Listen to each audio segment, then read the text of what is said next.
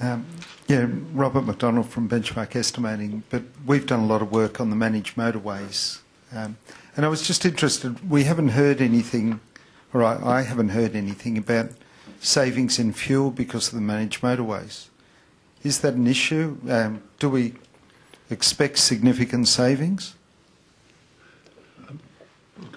The most recent report I've seen indicated a fuel saving on the M42 Pilot of around 4%. Because of smoother running and because of fewer accidents and delays. So that seems to be the order of magnitude of fuel savings from managed motorways as they are envisaged at the moment. Actually, that just makes the point I was just making.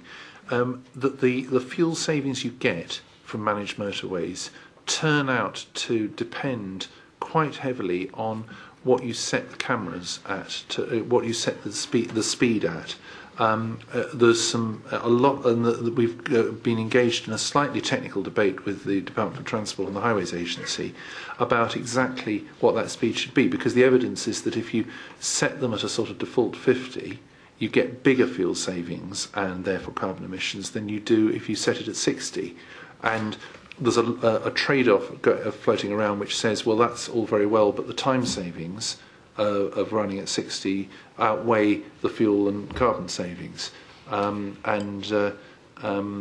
it won't surprise particularly Stephen to know that there's a large kind of debate about how the appraisal framework and the trade-off between time savings, fuel tax loss to the Treasury from making fuel savings and so on.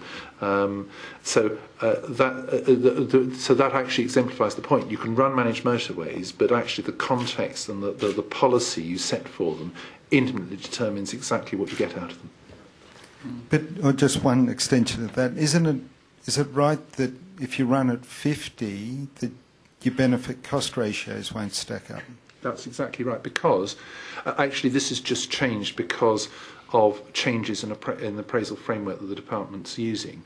But up to now, there was something that, in this context, worked out, we thought to be a pretty kind of daft thing, where if something that saved fuel had to stack up against it the loss of fuel tax to the Treasury, and I'm told that in this case, by people in the Highways Agency and others who are actually trying to justify this thing, that actually that was a really big determinant. Now that's changed, and it will be interesting to see whether the change, which kind of nets that out from appraisal, from economic appraisal, actually changes the benefit-cost ratio. I rather suspect it will, because of the way the calculation is done. Actually, Stephen may have views on this, but I would have thought it would make a difference. And in this context, it clearly made no economic sense at all to kind of penalise schemes that actually save fuel and carbon emissions.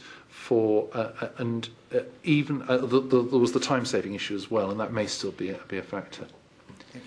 Stephen, I think the change you're referring to, which has just been announced and put into practice, I think, by the department, is a change to the better. It solves that problem. Yeah, absolutely. Yes. I agree. Yes. So it will actually, I think it'll help, but up to now I know from people in the Highways Agency that there were large and very technical economic discussions about the managed motorways and how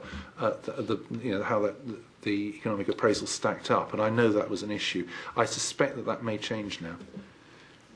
Yeah, the problem was that the earlier methodology was trying to judge a proposal from the point of view of the government's budget. Was it worth doing within the constraints of the overall government budget? So something that generated new revenue looked very good, and something that lost you revenue because you were burning less fuel and therefore paying less duty looked rather bad. And that's a different question from the real question, which is it worth doing full stop? And, well, now we know that it has been resolved.